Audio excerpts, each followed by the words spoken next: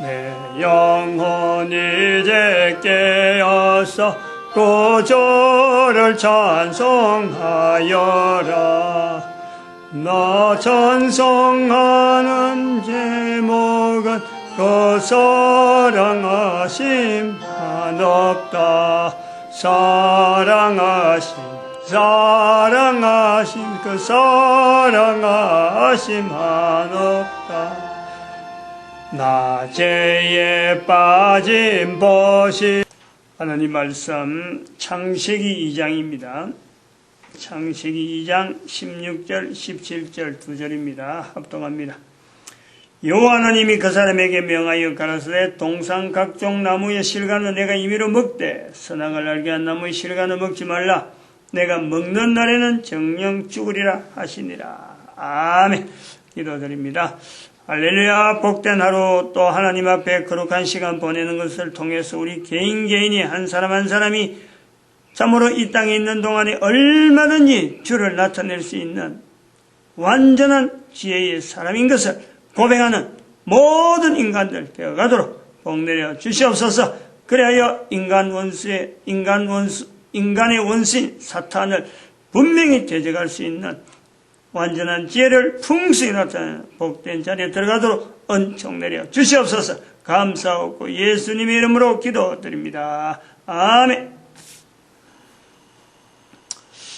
완전한 지혜의 사람, 지금 현재 우리가 47번입니다. 47. 그럼 불과 이제 47, 48, 50, 51, 52. 6번 남은 6번. 주제 자체가 참 엄청나게 중요한 주제면서 그냥 단순하게 주제 발표, 이것 알아라, 이 정도가 아니죠. 이것 이야기하려는 게 절대 아닙니다.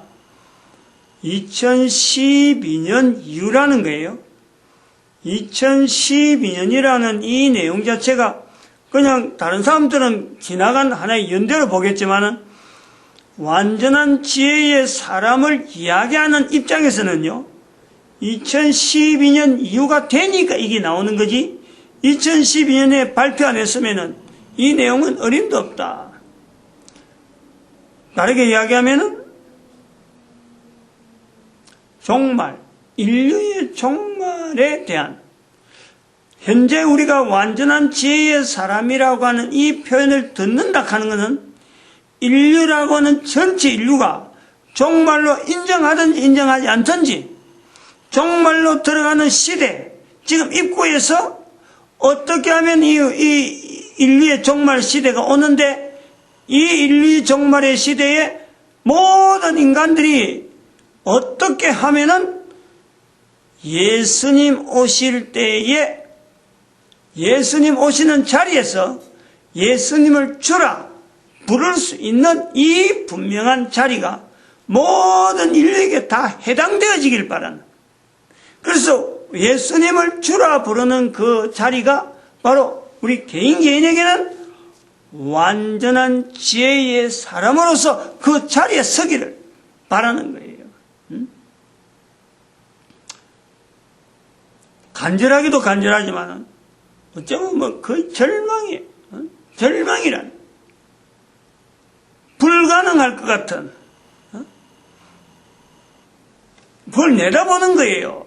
인간이 지금까지 모든 인간들이 다 할 것 같았으면 예수님도 이 땅에 오셨고, 예수님 오시기 전에 노아 홍수라는 사건도 있었고, 큰 사건들이, 또 아담 하와 딱 두 사람 있을 때만 해도 더 이상 안 가도 두 사람만 딱 해버리면 될 일인데, 에덴 동산에서 두 사람, 노아 홍수가 있었던 사건들, 그리고 예수님까지 직접, 하나님께서 직접 이 땅에 오셨음에도 불구하고 안 된다는 거예요.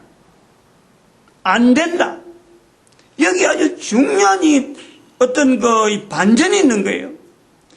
예수님이 오셨음에도 안 되는데, 지금 2012년 지금 현재에 어떻게 해서 다시 예수님 오실 때에 모든 사람들이 예수님을 주라 할 수 있느냐? 가능성이 있다라는 가능성이.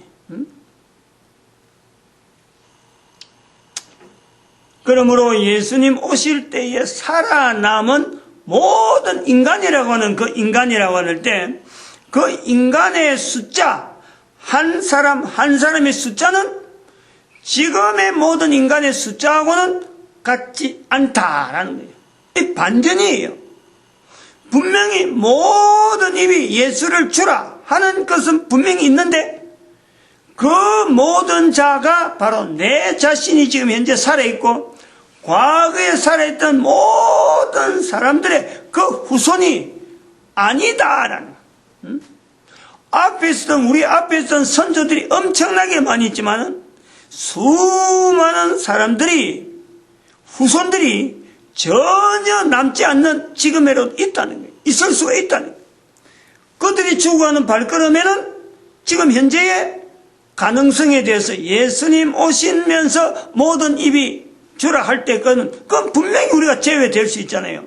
지금 현재 살아있지 않는, 지금 현재 후손에서 지금 현재 남아있는 사람들 중에서 앞에 선조들이 선조들하고 연결되지 않는 시점에 현재가 존재되고 있는 사람이 있다면 앞에 있던 선조들은 그 후손들이 그 자리에 못 가는 거예요. 그럼 분명히 그런 자리가 있다라는 것을 우리가 인식되기 때문에 지금 현재 있는 우리가 지금 현재 사는 70억의 인구 중에서 이 인구가 모든 입으로 예수를 주라 하는 자리에 바로 그 예수님 오실 때 살아남아 있을 수가 있느냐? 나로 비롯해서 내 후손들이 바로 예수님 앞에서 주라 하는 그 자리에 남아 있을 수 있느냐? 이거는 바로 나에게 주어지는 거예요. 내가 여기서 완전한 지혜를 추구해야 될, 완전한 지혜의 사람이 되어져야 될 분명한 내 이유가 있는 거예요. 개인에게 다 이거는 적용이 된단 말이에요. 그렇지 않다라고 만약에 그런 것을 여보 저 화면 저거 일단 자꾸 이 영상 자꾸 지어서 아니 그걸 꺼면 되잖아. 그래서 그렇지. 자꾸 그 신경 써 있어.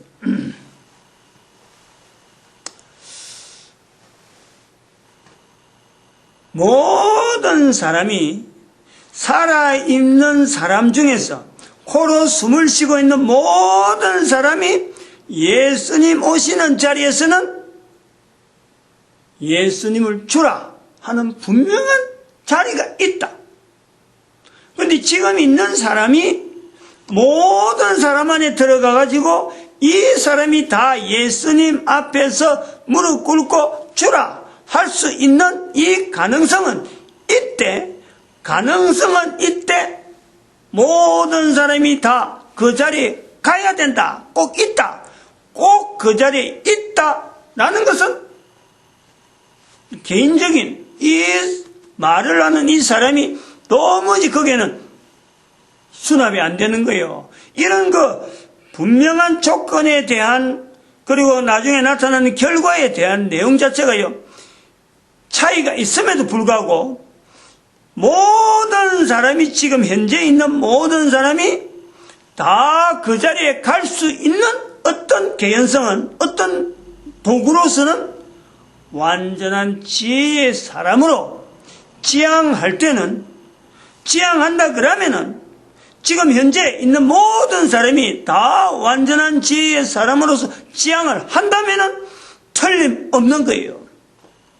그러므로 이 완전한 지혜라고 하는 이 내용은 나에게 지금 현재 있어서 내가 지금 현재 어떻게 먹고 살고 어떻게 내 자신의 생각하고 내가 바라는 어떤 목표라든지 삶의 어떤 형태에 그것 자체를 바라보는 것이 아니고 나와 내 자손들 이어지는 후손들에 대한 인류 전체에 대한 공통적인 내용에서 예수님 오실 때에 예수님을 주라 하는 데서 이 완전한 지혜의 사람이라고 하는 이 자리가 인정이 되는 거예요. 내가 하나님 앞에서 완전한 지혜를 나타내는 사람이구나.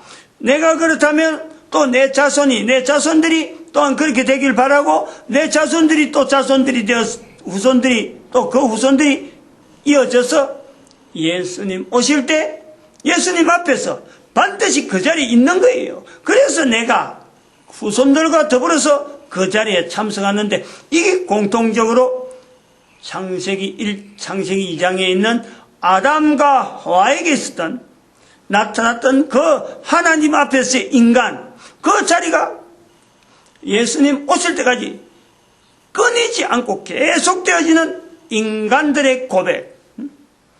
예수를 주라. 선악을 알게 한 나무의 실과를 먹지 말라. 성령님을 부인하지 말라. 큰 틀은 바로 이런 틀 가지고 우리가 인간들이 살아간다. 70억의 인구가 제각각 살아가는 모양이 틀리고, 선악을 알게 한 나무의 실과를 어떻게 받아들이고 알든지 모르든지, 성령님에 대해서 표현할 수 있든지 어떠든지 간에, 예수님을 만나서 주라 알아보든지 못 알아보든지 하는 이 분명한 차이는 있음에도 불구하고, 완전한 지혜라는 것은 이 모든 벽을 다 뛰어넘고 시대마다 어떻게 하면 그 시대를 거슬러서라도, 어떤 문화라든지 어떤 환경을 거슬러서라도 오직 바라는 바 나와 내 후손이 예수님 오실 때 주라 부르는, 주라 하는 그 자리에 내 후손들이 반드시 있어지길 바라는 그런 열망, 소망, 이런 것을 가지게 만들어서 살고 있는 연대가 한 개인에게 그래 기껏 해봐야 60년밖에 안 되는데, 수천 년 동안 전거되어지고 인류 사이에 뭐 수억이라 되고 수십억이라 해도 되는 이 어마어마한 연대 속에서 변하지 않게 흘러가는 창세기 2장 16절 17절, 마태복음 12장 31절 32절, 빌립보서 2장 9절에서 11절, 이 흐름에 대한 뭐 큰 다른 문제를 갖고 이야기하는 거 아니잖아요. 개인이 살아있는 것과 살아있는 사람에게 요구되어지는 후손과의 분명한 관계를 두고, 인류가 분명히 더 이상 존재라고 하는 것은 자체가 인류 존재에 대해서 완전한 종결이 될 때가 분명히 오는데, 간단한 구조예요. 구조가 간단한데 이거 연대적으로 하면 이게 수억 년, 수십억 년의 연대가 주면서 그 관계되어진 사람이 수도 없이 많은, 그런데 그 사람들이 예수님 앞에서 모든 사람 하는 여기에 내가 들어가느냐 못 들어가냐 하는 이런 어떤 갈림길에 우리 개인이 있는 거예요. 이 인구가 지금 있는 60억, 70억 인구가 예수님 오실 적에 그 들어간 인구가 만약에 10억밖에 안 된다. 그러면은 10억이든 20억이든 뭐 100억이 돼도 좋아요. 뭐 100억이 하나님의 능력에 그걸 못할 일은 없는데, 근데 100억이 안 되고 숫자가 줄어들 것 같은 그거는 그 듣는 거는 지금 현재 돌아가는 상황 자체가 사람 죽이는 것을 예사로 하지, 결혼 안 하지, 가족의 이거 붕괴라는 것은 이거 뭐 급속도로 돼가지고 사람이 존재되어지는 이 분명한 이 틀 속에서 가족을 통해서 자녀를 통해서 또 후손이 이어지는 이 분명한 틀이 있는데, 여기에 반해서 국가마다 정책이 나오는 내용이 너무는 분명하게 이 흐름을 끊는 내용이 너무 많잖아요. 너무 많기 때문에 70억이라 하는 이 인구가 계속되어질 것에 대해서 오히려 예수님 오실 것에 대한 믿음은 분명하지만은 70억 인구가 계속될 거다, 이것은 믿어지지 않는 거예요. 바라볼 수가 없는 거예요. 너무나 뻔한 거 아니에요. 너무나 뻔한 거. 앞에 살았던 우리의 과거, 지금 제가 60년, 70년도 이제 다 올라가는데 60년을 보내온 지금 시점에서 항상 이야기하지만 지금부터 한 50년 전에 어릴 때 내가 한 20살이나 10살 때 이럴쯤 돼서 어른들이 이야기하는 말씀을 들어볼 때 사람 죽는 것은 동네에서 한 명만 나오대요. 아주 신기하고 온 동네 사람이 사람 죽는 것에 이웃이 늙어 죽는데도 불구하고 그래. 늙어 죽는 것도 온 동네 사람들이 거기에 다 가가지고 관심 가지고 부조하고 다 하는 거예요. 지금은 동네 사람 죽는 거는 예사로고 교통사고나 이런 거 죽는 건 또 뭐 들어오면 그래 교통사고로 죽었다. 그건 당연한 거지. 이래 봐드리고 살인 강도 목매달아 죽고 자살하고 이런 다양한 죽는 이유가 워낙 다양하니까 살아있는 내가 신기할 정도인 거야. 신기한 거야. 이 틈에서 내가 어떻게 살아있느냐? 내가 신기하다니까. 그럼 내가 신기하면은 과거에 살아왔던 내 경험으로 보면서 옛날에는 죽는 게 너무나 이상한 그러면 참 흔하지 않는 가끔 한 번씩 있는 이런 이야기. 옛날 사람들 수명이 지금보다 빨리 죽는다라고 말을 했지만은 그런 중에도 사람 죽는 것이 귀했는데 지금은 수명은 늘어난데 불구하고 사람 죽는 건 너무 흔하다는, 너무 이상하잖아요. 이런 이상한 현상이 있는데 이런 현상을 두고 있는 지금 인류 70억이라 하는 이 인구가 예수님 오실 때 그때가 몇 년이 있을지 모르지만 그때까지 계속 갈 수 있다. 차라리 그거 믿는 것보다는 예수님이 내일 오신다 해도 그걸 믿는 게 차라리 훨씬 우리에게 대한 내가 바라볼 수 있고 내가 어떤 삶의 목표를 한다면 그게 낫지. 그리고 그것이 바로 내가 직접적으로 내 자손하고 관계되는 거예요. 내 후손들, 내가 나를 말미암아 후손이 형성되어지는데 내 후손에게 바로 직접적으로 영향 줘. 70억의 인구는 지금 살고 있지만은 내한테 내가 그 사람들의 영향 줄 수 있는 건요 없어요. 거의 없어요. 어떻게 내가 영향을 줄 수 있어? 유일하게 내로 말미암아 영향을 줄 수 있다. 내가 영향 줄 수 있다는 건 내 자손밖에 없어요. 어떻게 하든지 자손들은 내하고 관계돼서 내로 말미암아 이 땅에서 출생되어지는 자손들이기 때문에 예수님 오시는 것 때까지는 내가 바라는 대로 이들도 바랄 수 있도록 내가 분명히 요구되어지고 어떤 장치를 할 수 있는 것은 영향을 줄 수 있다는 거예요. 모든 사람들이 현재 70억의 인구로 있는 모든 사람들이 이런 자세가 된다면은 만약에 그것이 지금 당장에 이루어지고 사람들이 70억 인구가 살아있는 것이 지금부터 한 100년인데 100년 100년 안에 70억의 인구가 다 이것이 급속도로 변화될 정도도 된다. 완전히 이거 가능하다. 그런다면은 70억의 인구에서 예수님 오실 때 그 자리에 참석할 수 있는 인구가 동일한, 그 우리가 볼 수 있으니까 웬 자손들이니까. 그렇지 않잖아요, 지금. 지난 시간에 말씀드렸지만, 프랑스 같은 경우, 지금 그것이 한 주간 설교로 끝날 내용이 아니잖아요, 지금. 온 세계가 테러와의 전쟁이라 하고, 세계 강대국은 다 지금 연결되는 거예요. 러시아는 러시아대로 항공기 격추 때문에 그 지금 폭격하고 있고 또 프랑스는 프랑스대로 지금 자기 나라 테러 났으니까 폭격하고 있지. 영국은 영국대로 지금 쑥대밭이 됐거든. 이슬람 무장단체에 의해서 쑥대밭이 된 것도 있지만은 사회가 지금 완전히 붕괴된 상태예요. 영국의 어떤 정체성에 대해서요. 지금까지 AD 한 3세기, 4세기 정도 내려오는 영국부터 고유하게 내려오던 그 흐름이요. 영국 사회 전체가 지금 붕괴된 상태예요. 이제 뒤늦게 후회하는지는 모르지만은요. 완전히 가치관이 완전히 바뀌었어요.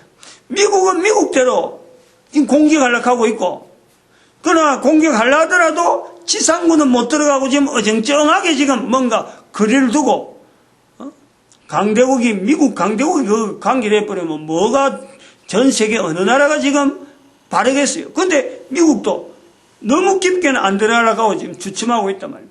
그러면서 또 이라크는 이라크대로 이라크 거주지 있는 대로 이라크의 난민들대로 또 막 국가에 있는 난민들이 막 피해서 유럽 전체를 퍼져나가는데 그 속에 난민들 속에 이슬람 무장단체가 없다고 보장을 못하니까 이 유럽 전체가 지금 이러지도 못하고 저러지도 못하는 엄청난 지금 갈림길이 있단 말이에요. 이런 전쟁 상황도 아니면서 테러와의 전쟁이다 하고 하는데 1차, 2차 대전처럼 뭐 상대국이 딱 있어갖고 야 우리 전쟁하자 해갖고 뭐 선전포고하고 하는 내용도 아니고 조그마한 나라 하나에 속해 있는데 그 속에 있는 무장단체가 전 세계를 지금 완전히 그 공포 속에 몰아있는 테러 행위 때문에 사람들이 죽어가는, 너무 쉽게 죽어가는, 쉽게 죽는 것을 반대하려고 각 나라마다 테러와의 전쟁이라 선포를 하고 하지만은 언제 끝날지도 못하고 어떻게 끝내야 될지도 모르는 이런 상황에 들어있단 말이에요. 이 미궁에 들어가는 거예요, 지금. 프랑스 이야기를 지난 주간에 하게 된 것도 테러 때문에 했지만은 사실은 우리가 이 시간에 계속해서 하는 내용을 보면은 헬라 문화라고 하는 이 문화가 있단 말이에요. 헬라 문화, 중국 문화, 인도 문화, 이슬람 문화 이럴 적에 인도, 중국은 나라가 딱 워낙 강대국이니까 문화라는 게 되잖아요. 이슬람 그러면 또 이슬람이라고 하면 현재 지금 서양 문화에 반대하고 지고 서양을 계속 공격하는 그 문화 속에서 끝이 안 되는 거예요. 그거는 뭐 참 누구든지 객관하는 거예요. 뭐 이슬람 가면 뭐 모든 사람들이 어느 범위로 아니고 다 집어버리는. 그 중에서 어떤 때는 파키스탄이 나올 때도 있고 또 어떤 때는 이라크가 나올 수도 있고 또 어떤 때는 이란이 들썩들썩하기도 하고 또 사우디아라비아가 됐다가 이집트가 됐다가 주체되어지는 이슬람 국가라는 건 어떤 문제의 어떤 요지에 요거 이슬람 문화에서 일하는 것 하고 이래 되는데 이슬람은 지금 군데군데 돌아가면서 지금 전 세계 사람들 앞에 이슈를 제기하는데 유럽 문화라 그러고 헬라 문화라 그럴 적에 헬라 문화도 그럼 다양한 나라가 있는데 다양한 나라가 어쩌면 이 나라가 문제 일으켜서 헬라 문화라 하고 저 나라가 문제 일으켜서 헬라가 그건 절대 아니죠. 헬라 문화의 중심은 헬라라는 것 자체는 그리스예요. 그리스. 분명히 그리스라는 것이 있어서 금년에 IMF 때문에 뭐 여러 가지 문제 일으키는 것이 되지만은 이 그리스로 통해서 인류 전체에 영향을 미친 형태가 다양해요. 로마 제국이 그리스 다음에 나오는 로마 제국이 있었는가 하면 이 1453년까지 유지됐던 로마 제국이 있는가 하면 로마 제국 이후로 헬라 문화의 대표는요 사실은 이거 프랑스예요. 프랑스. 헬라 문화가 가지고 있는 그 독특한 인간 본연의 인간 위주의 신에서 떠나서 신을 인위적으로 만들고 신 외에 신 아닌 인간이 여러 가지 현상을 신의 어떤 섭리 속에서 투영하고 이렇게 연결하고 그거에 대해서 해석하고 하려는 것은 어쩌면 이슬람이 훨씬 발달했죠. 이슬람이. 오히려 그 신에 의해서 온 나라를 통치되어지는 이슬람이 더 발달되는 거예요. 근데 그거에 있어서 이슬람을 반대하면서 철저하게 인류 전체의 어떤 구조 속에 신 아닌 인간 위주로서 여러 가지 해석하고 제도를 만들어내는데 앞장선 나라는요, 그게 프랑스예요. 프랑스.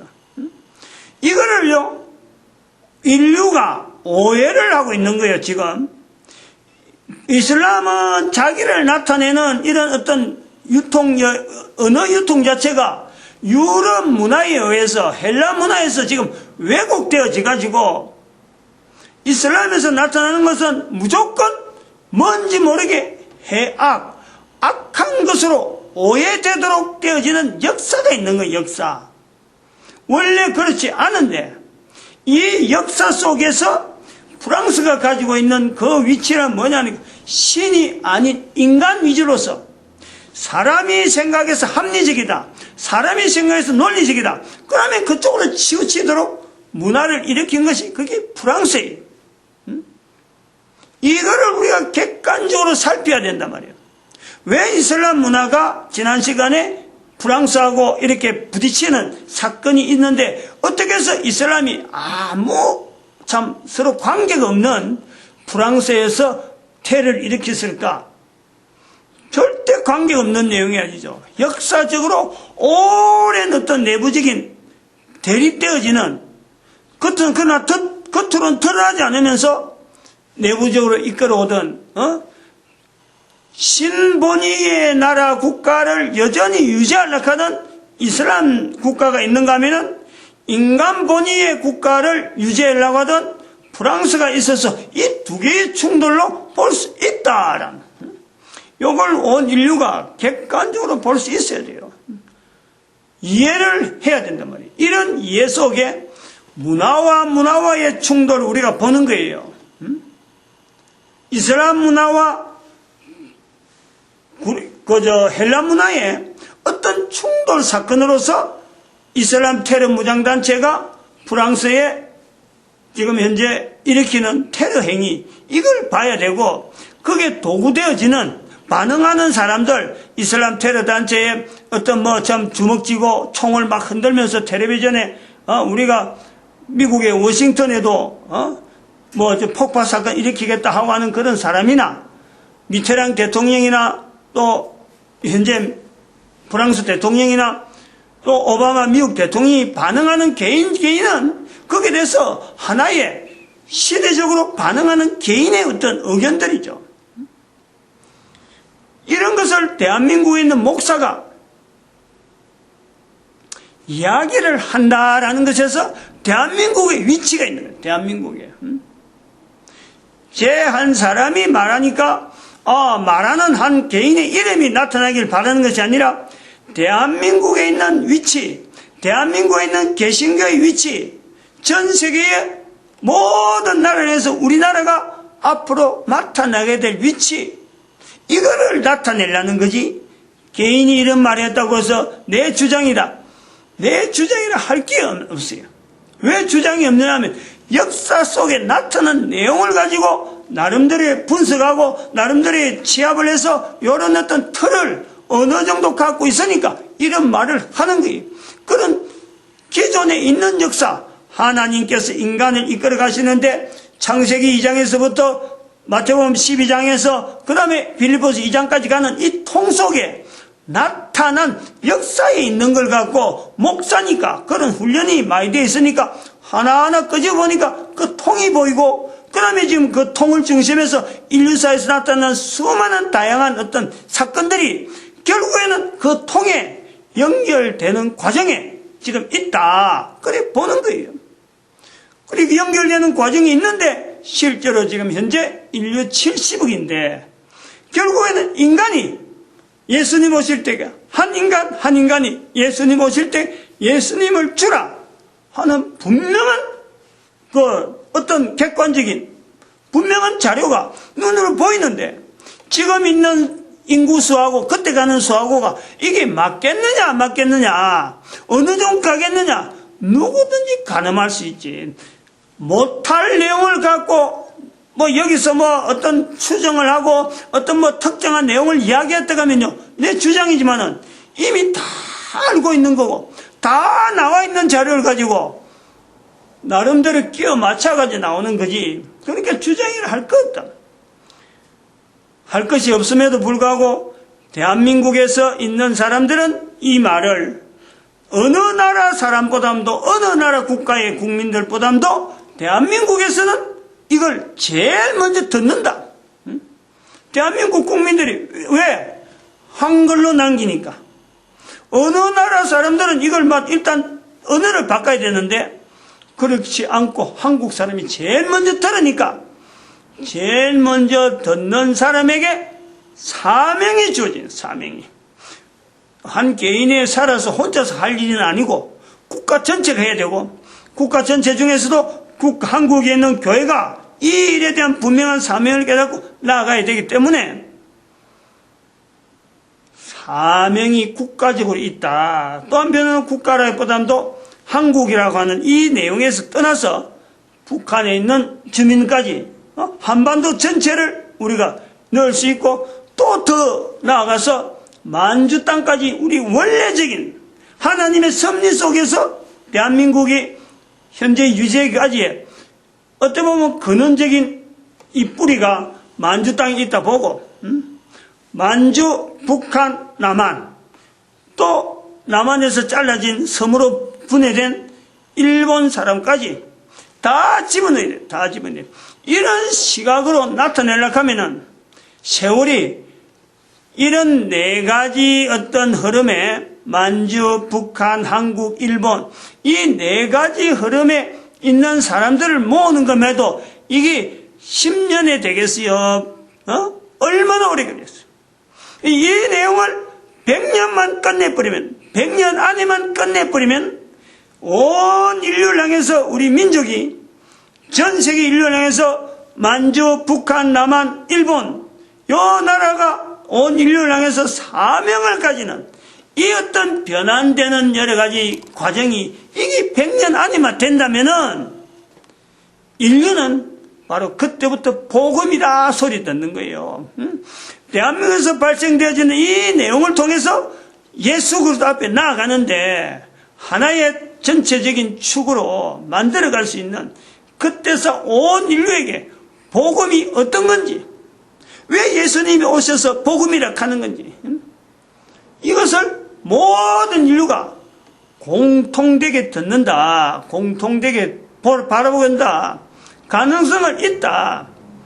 그래서 그때서 비로소 모든 사람의 입이 예수 그리스도 앞에서 주라 부르는 이게 말이에요. 실질적인 현재적으로 진행이 되는 거예요. 현재적인 사건으로 각 사람들이 받아들일 수 있다는 거예요.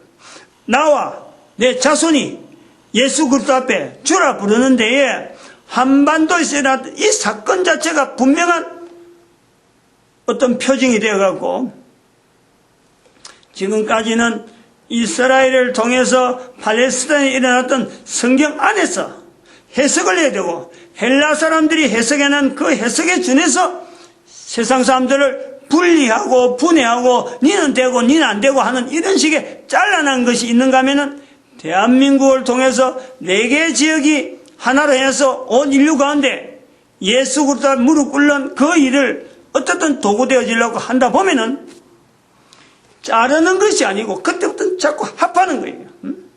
모든 인류를 향해서 지금까지 모든 인류를 대상으로 하나님 앞에 나아가는 이런 일을 하지 않았고, 지금까지 서로 자르고 이슬람은 이슬람, 중국은 중국, 인도는 인도, 헬라는 헬라 이렇게 자르던 것을 이제는 분명히 하나로 묶어서 온 인류가 창세기 2장에 있는 이 본문의 말씀에 있는 내용을 가지고 예수님 오실 때까지 연결하는 이 통 속에 모든 인류가 중심에서 살아가는 그 시대에 어떤 내용이라도 거다가 모아야 된다.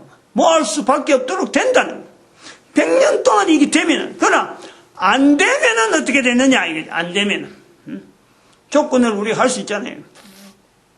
되면은, 왜냐하면 100년이라는 세월은 분명히 내 후대에 되어질 거고, 되고 안 되고는 분명히 그것은 판결이 나는 거예요. 100년 후 되면은. 되는 경우는 분명히 이야기할 수 있지만 안 되는 경우는 인구가 줄어들어도 아주 급속하게 줄어드는 어떤 분명한 일이 있을 거다. 왜냐하면 살아남는 사람 숫자가 아무리 작아지더라도 결국에는 예수님 앞에 가는 그 사람들은요, 예수님 앞에 모든 사람은 할 때 그 모든 사람은 안 되는 100년 안에 안 되는 그 속에서도 되려고 애를 쓰는 분명한 무리들이 있죠.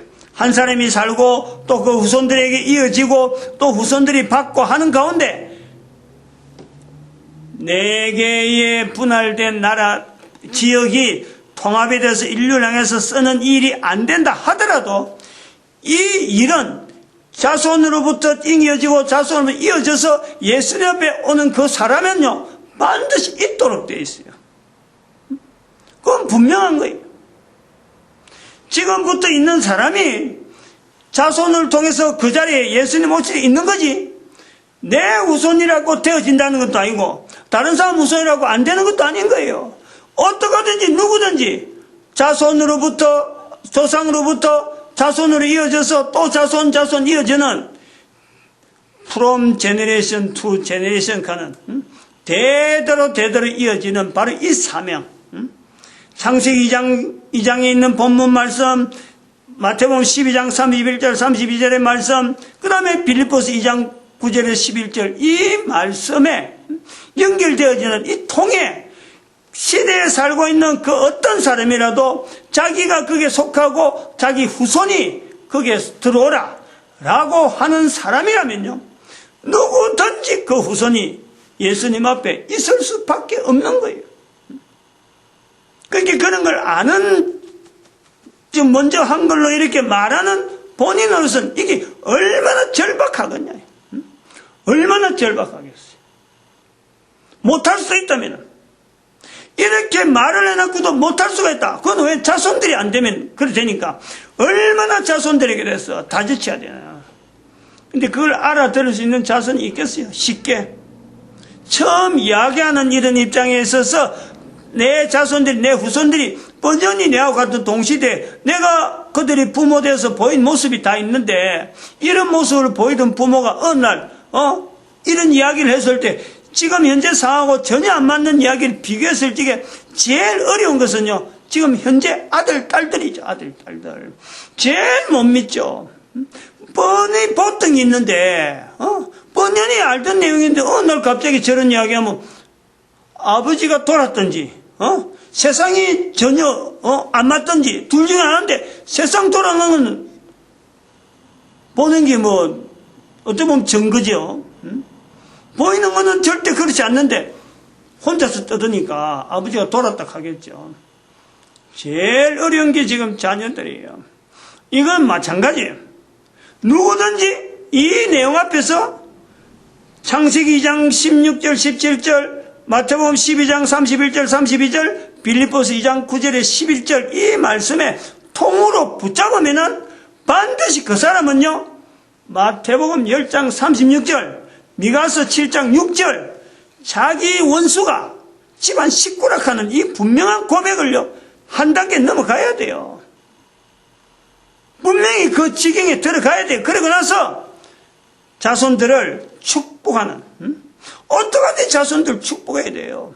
원수가 되더라도 자기 집안 원수가 되더라도 원수되게 한 것은 하나님의 섭리 가운데 세상의 여러 가지 환경이지 섭리 가운데 가족이 되어진 것에 대해서 그것 때문에 원수되는 일은 아니기 때문에 가족이 후손들이 예수님 오실 때 살아남아야 되니까 원수가 가족이 원수라 하는 그 입장을 분명히 받아들이면서도 자손들을 축복해야 되는 그런 위치가 있는 거예요. 부족하지만은 그런 경험을 하게 된 거지, 내가. 그걸 수용할 정도로 철저하게 해보려고 애를 쓴 거예요. 뭐, 좀 처절하지, 거의 처절하단 말이, 어디 피를 흘리고, 죽어가고, 이런 어떤 그런 상황인데도, 실제로 피는 안 흘리도 피를 흘리면서 죽어가면서 놈들 보기에는 아무 보잘것없어 보이는 그런 철저한 낮아짐의 자리를 다 경험해 보는 거예요. 그렇게 낮아지더라도 자손들이 예수님이 오시는 그 자리에 있는 것이 그 어떤 일보다도요 거기에 비교할 수가 없잖아요. 예수님 오시는데 맞이할 수 있는 자손이 있어야 되는데 그 자손이 되어지길 바라고 부모가 뭔가 남긴다 하면은 해볼만 하죠. 히브리서에 있는 말씀은 히브리서 11장 6절에 있는 말씀으로는 상받는 자리 아니에요. 상받는 자이심을 믿어야 되는 늘 상에 대한 우리가 참 제 개인도 그렇지만은 상에 대한 이것을 어릴 때부터 상에 대한 내용에 대해서요, 특별한 어떤 이미지가 있는 거예요.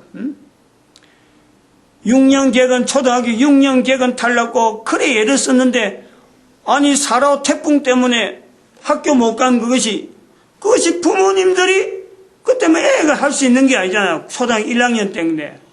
부모님들이 그게 분명히 이유 있는 결석을 해갖고, 거기다가, 결석계를 내야 되는데, 그걸 안 내가지고, 그게 결석이 돼 있는지 모르고, 본인은 부연히 5학년, 6학년 되면서, 이제 개건상이 있는 줄 알고, 6년 개건 그거 하나 따보려고 학교 부지런히 다녔는데, 나중에 보니까 초등학교 1학년 때, 사라오 태풍 때 그 결석이 딱 표시가 돼 있어갖고, 그거 못 받았지. 어릴 때 상이 있는 거예요. 상에 대해서는 그 뒤로는요, 상을 받아본 적이 없는 제가, 현대그룹에 있으면서 사장상을 내가 받으면서, 그때 사장이 부르면서 호출해갖고 앞을 나가면서 내가 생각한 거예요. 현대그룹에 사장상 받는 이런 자세를 가지고, 하나님 앞에 상 받는 자리는 얼마나 좋을까? 내 속으로 그렇게 계산한 거예요. 상 받으면은, 현대그룹에 상 받으면 벌써 보너스가 나오고, 여러 가지 직급이 달라지는 이런 불쑥없이 계산이 나오는 거예요. 그거 뭐 상을 주면 아무거나 주나요? 근데 나중에 보니까, 뭐 보너스도 안 나오고, 뭐 직급도 달라지는 거 없고, 아무것도 없더라고. 미안하다. 왜 그러냐? 물론 나중에 보면 이유가 좀 있었지만, 하나님 앞에 상 받는다. 이게 한 개인으로서요, 상에 대해서 전혀 못 들어본 사람들조차요, 이건 한번 생각해 봐야 될 문제라. 하나님의 이름으로 주는 명예가 있는 그 상을 분명히 인간이 코로 숨을 쉬고 살아있는 동안에 받는데, 나를 통해서 내 자손이 예수님 오실 때 예수님을 주라. 하나님을 지금 그 자리에서 본다는데, 인간 피조물이 살아서 있는 동안에 예수님이 오시는데 그 자리에 주라 하는, 이게 보통 사람들이 그 자리에 가겠어요? 하나님 오시는데 그 앞에 주라 부르는데 그 아무나 가겠어요? 그거 조상으로부터 대대로 내려오는 어떤 보면 고난과 상급받을 만한 분명한 흔적이 있을 적에 주어질 거 아니에요.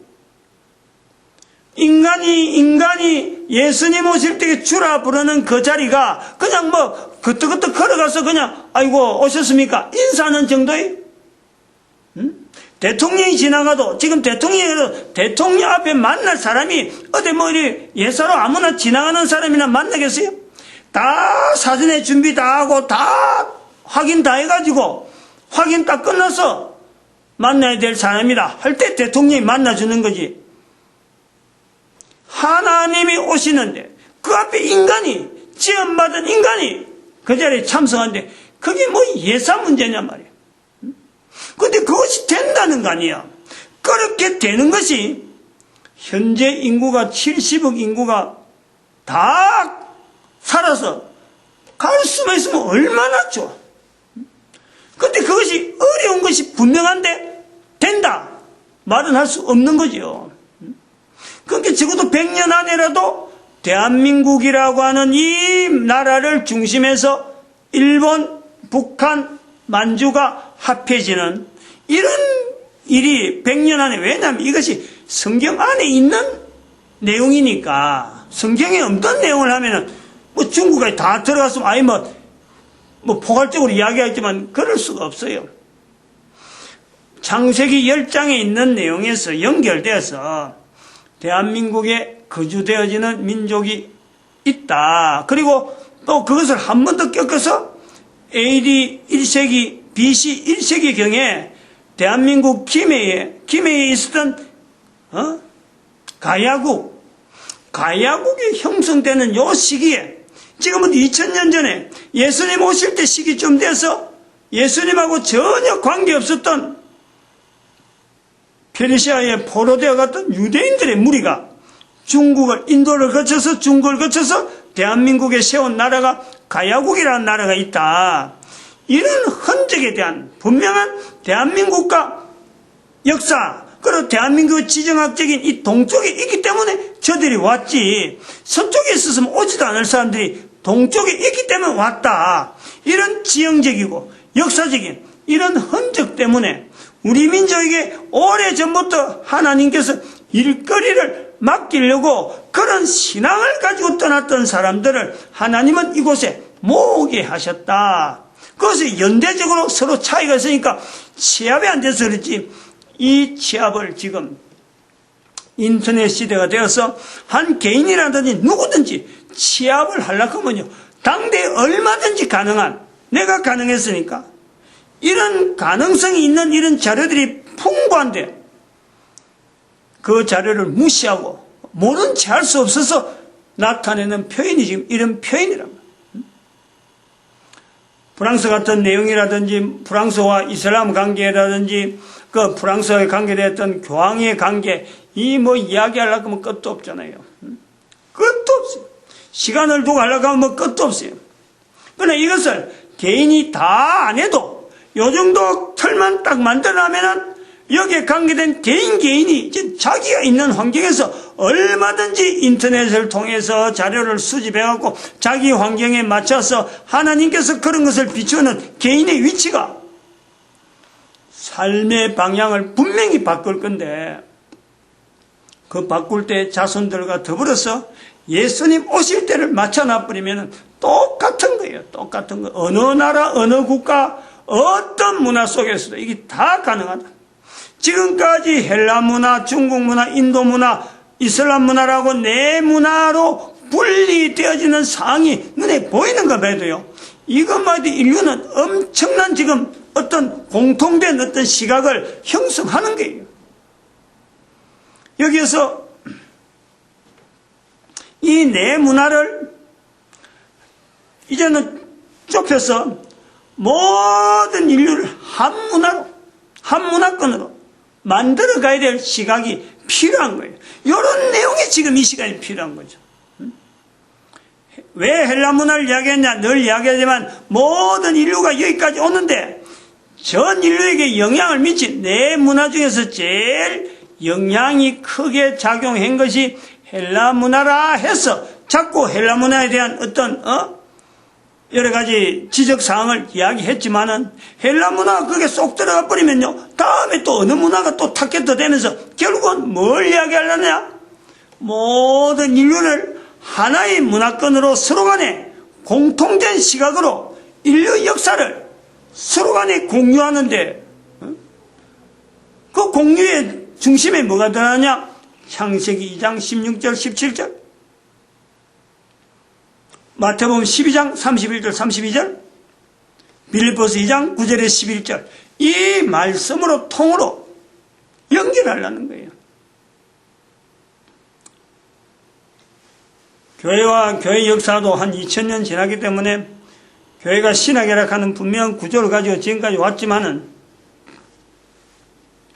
헬라 문화라고 하는 이 문화를 분리하지 못한 신학이 있었으므로 지금의 교회라고 하는 이 어떤 교회의 어떤 그 틀을 유지하고 있는 신학은 헬라 문화를 알리는데 분명히 기능을 발휘했다. 교회를 통해서 헬라 문화를 이렇게 어떤 조성하고 헬라 문화를 옹호하는 데에 분명한 기여를 신학이 했다. 이걸 인식을 해야 되고 이걸 분명히 받아들여서 반성해야 돼. 반성. 교회가 분명히 반성해야 돼. 여기서 제일 소외된 것이 이슬람 문화가 돼가지고 오늘날 프랑스와 이슬람 무장단체가 전투가 일어나는 이런 사태가 오고 미국의 워싱턴이 지금 테러한테 지금 노출되어지는 이런 일을 결국에는 이 역사에, 인류 역사에 인류를 인도하시는 이 통은 아까처럼 창세기, 마태복음, 빌립보서 되어지지만 여기에 대해서 현재적으로 적용하는 것은 교회가 이 일을 맡아야 되는데, 교회가 맡는다는 것은 책임을 가져야 된다. 이 책임에서 인류의 이런 흐름 속에 70억 인구가 앞으로 70억 인구가 못 갈 것 같다 할 때에 누가 책임을 져야 되잖아요. 잘못되게 되어지는데 누가 책임을 져야 돼. 그럴 때 교회가 잘못했다 책임지는 자세로만 있어지면 얼마나 좋겠느냐. 한국 교회가 나타낼 얘기가 바로 그거죠.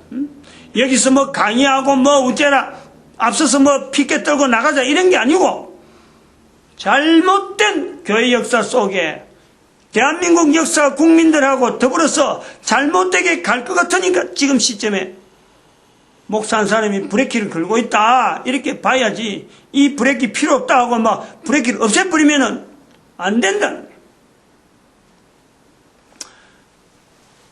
거예요. 이 개론적이 지금 저 정리해야 될 부분에서 어떤 뭐 좀 들어가는데 몇 주 안 남았으니까 뭐 1년에 그 지금 52주니까 52주 안에 끝을 내야 되면서 지금 47번째가 들어가는데, 이게 이제 앞으로 있을 한 몇 주 한 대수 남은 여기 개론적인 부분이에요. 개론적인. 바로 오늘 앞에 칠판에다 사용을 해야 되는데, 지금 여기까지 왔으니까 뭐 더 이상 해야 될 내용은 많아서 다 쓰지는 못할 것 같아요. 그러니까 개론적인 부분에 2015년에 이러한 사태들이 나타난 내용을 정리를 하면서 프랑스에 나타난 저런 사태도 다 연결됩니다만은, 2015년도에 아까도 말씀했지만은 그리스의 그 IMF 발생이라든지 헬라 문화에 대한 내용에서 하나의 우리가 보는 거예요. 헬라 문화하고 지금 우리가 그 지향하는 신학 자체도 지금 사실은 뭐 흔들어야 되는, 뭐 어쩌면 껍질이 많이 벗겨져야 돼. 고유한 알맹이가 있는데, 고유한 알맹이 있으니까 저 같은 사람이 그 알맹이에다가 나름대로의 살을 입혀서 지금 이렇게 나오는데, 껍질이 벗겨야 될 껍질이 너무 많으니까, 제가 지금 이렇게 뭐 신학을 지금 대한민국 교회 특히 신학교 이야기를 하지만은, 교회가 없었으면 내가 어떻게 하겠어요. 분명한 그거는 인식을 해야 돼. 분명히 알맹이가 있는데 그 알맹이에 붙어 있는 껍질이 지금 엉뚱하게 뛰사고 방향이 다른 듯이 보이지만, 가야 될 알맹이 원래적인 내용이 그것이 있으니까 저도 그 안에서 지금 이야기하는 거라.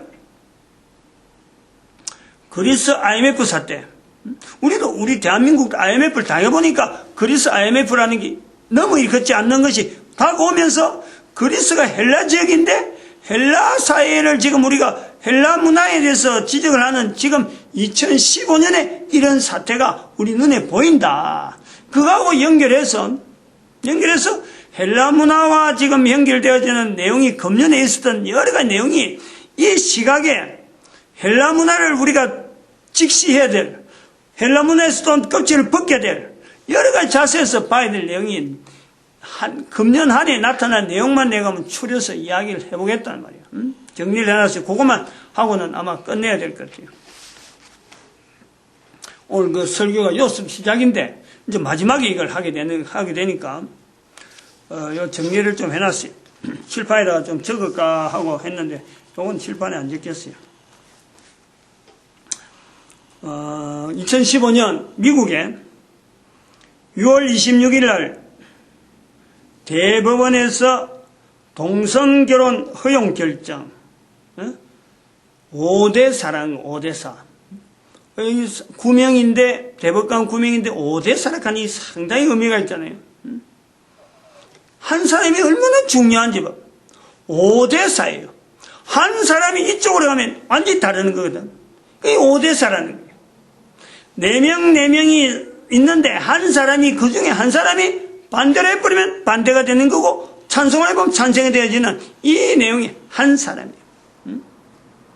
이건 분명히 하나님께서 보시는 섭리 가운데 동성결혼을 합헌을 하는 국가는 이거는 바른 국가가 안 되는 거예요. 미국이 이거를 연방법원에서 이걸 합헌했다. 대단히 중요한 헬라 문화의 오류에 대한, 헬라 문화 자체가 잘못되어 간다는 것을 표식으로 보여주는 거란 말이에요. 한국이 여기다 동조하고 있는 내용이 보이잖아요. 8월 3일 날 대법원 법관 중에 한 사람인데 대한민국의 대법관이 미국의 대법관이 오는 것이 28년 만인데 근데 헌법재판소에서 이걸 초청한 거예요. 헌법재판소 초청해갖고 오는 사람은 한 사람도 없었어요.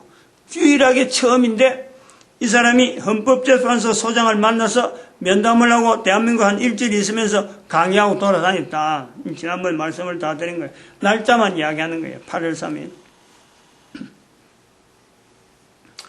그 다음에 그 8월 21일 날 제가 보니까 제가 설교를 그랬는데 21일인지 28일인지 하여튼 그 주간 다음에 있었는데 헬라 문화의 3대 실책을 발표해서 내 노트에 요 앞에 칠판에다 내가 적었고 그 다음에 독일이 9월 달에 독일에서 있는 문제 폭스바겐의 그 배출가스 사기 문제 사기라는 거죠. 사기. 독일에서 만드는 제품이 사기다 하는 말은 지금까지 우리가 알고 있는 독일의 제품에 대해서 사기가 들어간다. 이거는 전 인류 가운데요. 아주 특이한 거예요. 물론 자기들도 사기가 있죠. 그런데 독일 제품이 얼마나 신뢰성이 있어요. 그게 사기다. 모든 사람이 타고 다니는 전 세계에 흩어져 있는 그러니까 독일의 폭스바겐의 배출가스 사기 사건은 단순한 내용이 아니에요. 이건. 어떤 분명한 메시지가 있단 말이에요. 그 사건 자체가. 그리고 독일은 헬라 문화의 프랑스 다음에 나타난 신성 로마 제국의 수도가 그 독일이에요.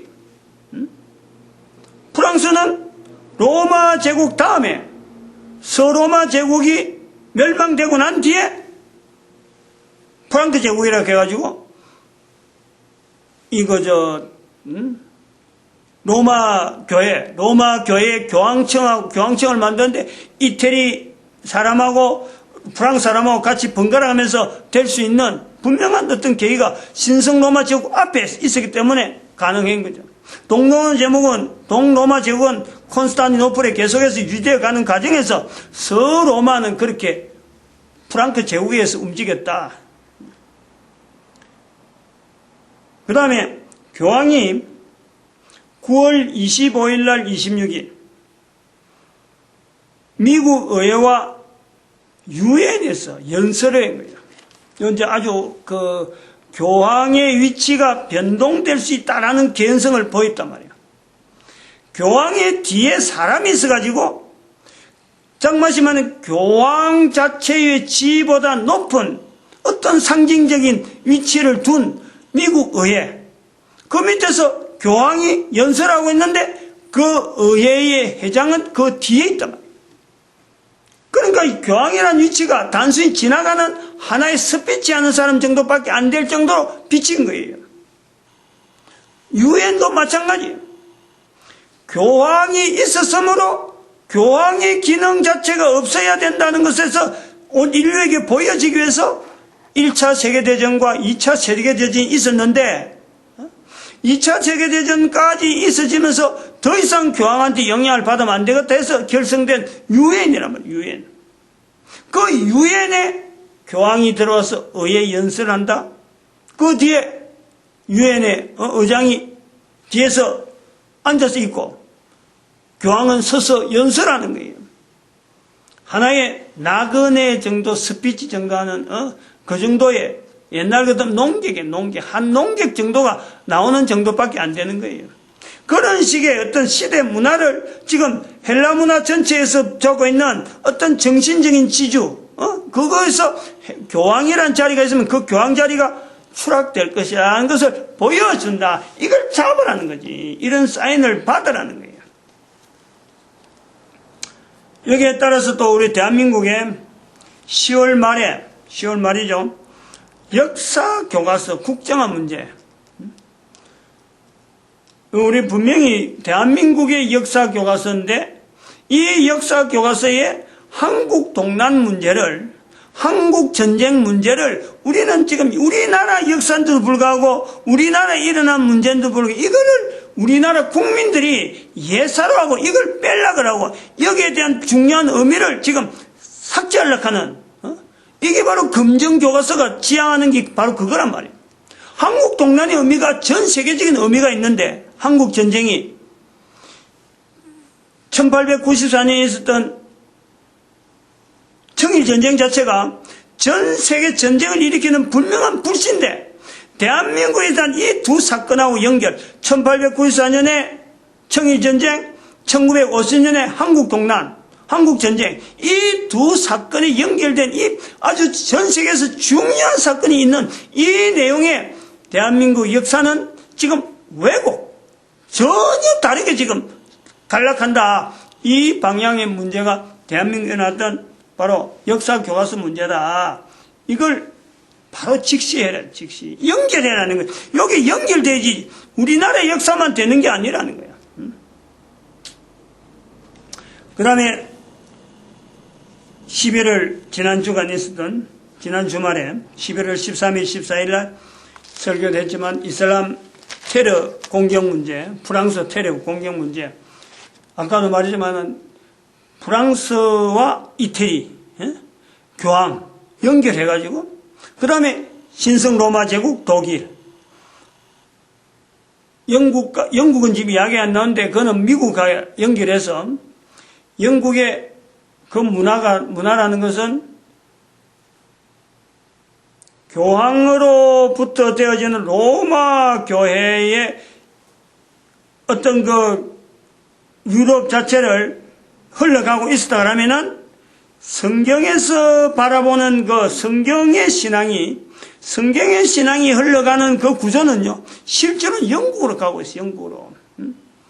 교황이 세우기 전에, 교황이 그 어떤 교황 제도가 나오기 전에 벌써부터 영국에는 성경을 통해서 신앙이 형성이 오래되고 있다가 1600년대 들어서 1517년에 종교개혁이 있으면서 1611년에 청교도들이 킹제임스 버전 성경을 만들어내라 요구되어지면서 나온 것이 영어 성경 킹제임스 버전인데, 이 성경이 형성될 정도로 영국은 수천 년, 천 몇백 년 동안 오랜 동안 영어를 가지고 하나님 앞에 신앙하던 이 훈련이 로마 교회에 영향받지 않은, 정말 어쩌면 보면 그 시대에 교회 자체가 침몰한 그 시대에 신앙의 바른 신앙 자세를, 성경적인 신앙을 보여 올려고 노력했던 그 영국이 미국에서 나타나는 동성연애 결혼을 합헌하는 거기에다 같이 묻혀서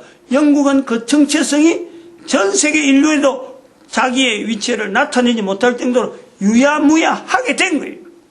이건 중요한 메시지가 있는 거예요, 사실은. 대한민국이 앞으로 이 여러 가지 역사적인 근거를 가지고 한 100년 안에 4개 국이, 4개 지역이 합해지는 이런 운영이, 영국이 4개 지역이잖아, 4개 지역. 지금 현재 문화가 4개 문화단 말이에요. 그런데 이것을 하지 않으면은 영국처럼 저렇게 탄탄하고, 정말 그 수천 년 동안 이어지던 그 신앙이 있다라고 하던 그 나라조차도 없는 듯이 보이죠. 없는 듯이. 대단히 중요한, 그리고 하나의 그, 모델적인, 우리한테 시사하는 바가 너무 큰 거예요. 영국이, 지금 현재 이슬람 무장단체가 영국에 대해서 한마디도 안 한다. 영국 이미 완전히 지금, 그 사회 자체가 반항을 할 정도로 사회가 이슬람 문화에 대해서 반항을 할 정도로, 이슬람 문화를 해서 나쁜 건 아닌데, 그 어떤 무장단체들이 반항을 하고 이렇게 말 정도로요, 그렇게 이슈가 안 되니까 무시당한단 말이에요, 무시. 영국은 복음을 전할 수 없고 성경에 대해서 이야기할 수 없는 철저하게 지금, 원래 수천 년 전에 있었던 그 자리가, 원래적인 자리가 완전히 다 날아갔어요. 영국 사람들이 대한민국을 지금 계속해서 걱정하는 거예요. 대한민국도 우리처럼 될 거 아닌가? 이렇게 한단 말이에요. 역사가, 흘러간 역사가 내 혼자서 내 입에 들어가는 코로 들어가는 거 밥 먹고 살고 내 자동차 끌고 다니고 내 좋은 옷 입고 가면은 다른 역사 놈들이 어떻게 하든지 나는 괜찮다. 괜찮을 수가 있죠. 자기 뒤에서는 안 나타나니까. 근데 그 자손이 이어지지 않는단 말이에요. 남의 일이 아닌 거예요. 자손이 끝나는 거예요. 다른 사람의 상황을 보고 이야기할 것이 없이 예수님 오실 때를 준비하지 않으면은 몇 대가 가겠어, 몇 대가.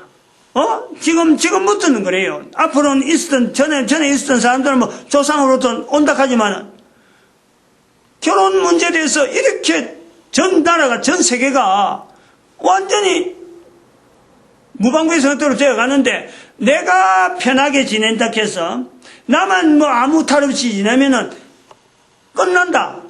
상관없다. 상관이 없지요.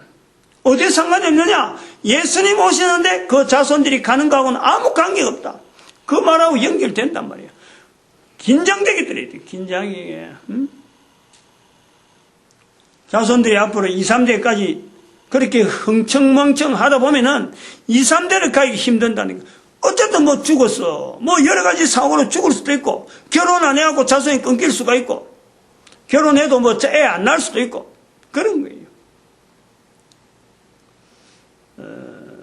큰 세 가지 맥, 창세기 2장, 마태복음 12장, 빌립보서 2장, 이 세 가지 맥에 있는 내용을 갖고 결론적인 내용으로 말씀을 드렸습니다. 마치겠습니다.